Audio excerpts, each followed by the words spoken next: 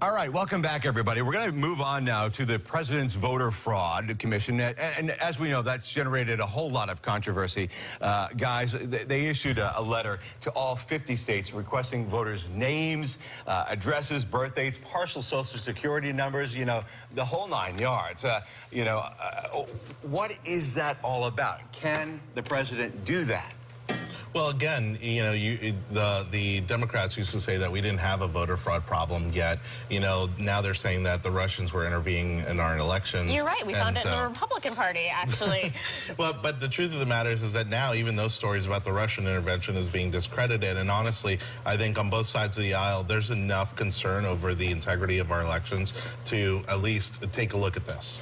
And yet you look and you're seeing, you know, there has not statistically been any evidence whatsoever of significant voter fraud. And what the president is asking is information that is absolutely confidential. Right. And Social Security numbers. Right. So you're going to have a lot of concerns about people's confidential information, though, getting out there. Is this, am I correct in saying all that? of the information is staying within the government, right? You would think the government already has this information. Right. And so, again, it's a matter of that you're going to have a governing body over all the 50 states that are going to basically do a double check on making sure that all these people are alive and that they are accurately registered to vote, and they're not registered to vote in more than one state. And yet, when you've seen that in Pennsylvania, when they've done conversations and done interstate checks and things like that, and they find that there's delays, there's more likely to be purged voter rolls, which actually results in voter suppression.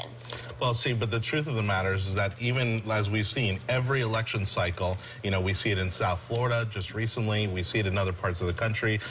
She likes to use the word significant, right, because that tries to negate the argument. But the truth of the matter is that there are cases of voter fraud, and even at its smallest incidents, they still have an effect on our most local elections, which are the most impactful. Shannon, jump in for a minute. Yeah, absolutely. And yet we have 20, at least 20, almost 25 states, I believe, that have absolutely said, you know, Allison Grimes, Secretary of State in Kentucky, actually said, does anyone actually trust giving Donald Trump or anyone in this, you know, our access to our confidential information? I think, he is a citizen. He can get that information just like any other American citizen by requesting it. But, I mean, to be accessing it through these voter checks is just another attempt to suppress voters. Okay, let's go ahead and move on to another topic this morning. The president's travel ban, it went into effect on Thursday, as we know, and it brought a whole new set of problems, despite the Supreme Court allowing parts of the ban to go into place. But there were already problems with guidelines that the State Department was using as to, you know, what family members could still travel from those 6 Muslim-majority countries. I want to go ahead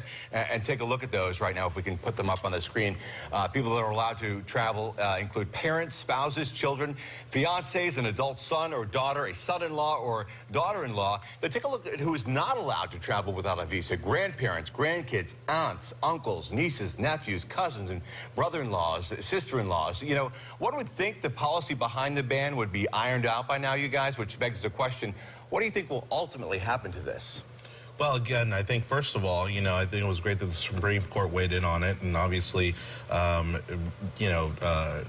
certified the fact that this was actually within the president's powers to do so.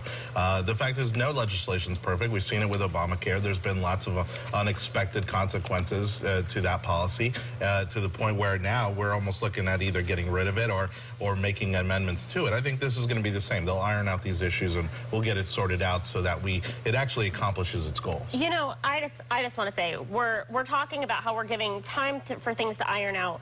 But we're not even looking at the most impactful countries. And what countries would you be talking about?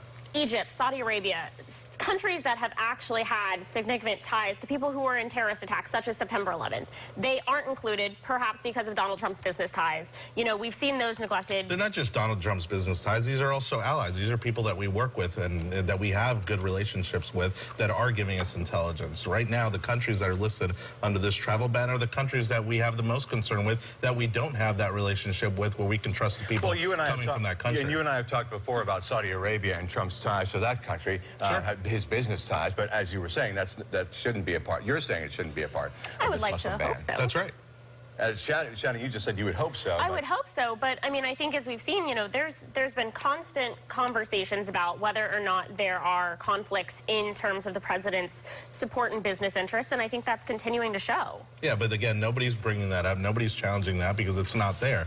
Again, just like a lot of these allegations of Russia involvement, we're seeing that narrative fall apart right now as CNN firing people. I don't know if we're seeing the it New York fall Times apart. had It's a going to the retraction Republican this week. Party. Actually, we're coming and finding out that Donald Trump is having those ties to Russia. No, they haven't, because again, the New York Times just did a retraction this week. The CNN fired a bunch of people this week. You know, the truth of the matter is the whole narrative around Russia being involved in our elections is complete you know, it's just garbage. It's a garbage narrative, and you know, if they did have any, you know, involvement, you know, we are talking about WikiLeaks, and obviously that doesn't involve the Trump administration, and that doesn't involve even the U.S. at large.